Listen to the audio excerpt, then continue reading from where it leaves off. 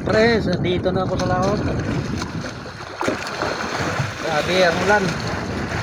Mula ng pag-alis ko kanina, ang lakas ng ulan. Dumating ako rito.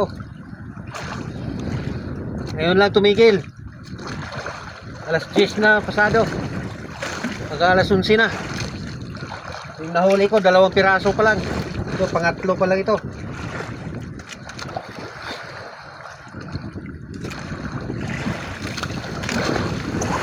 Ang lakas-lakas kasi ang ulan kanina. Walang makitang bukid. Ang lakas pa ng agos sa dagat. Parang baha, ayun oh.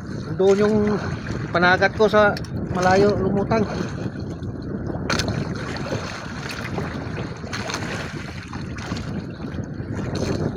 Pangatlo pa lang ito mga kapobre. Malaki-laki. Ito malaki oh.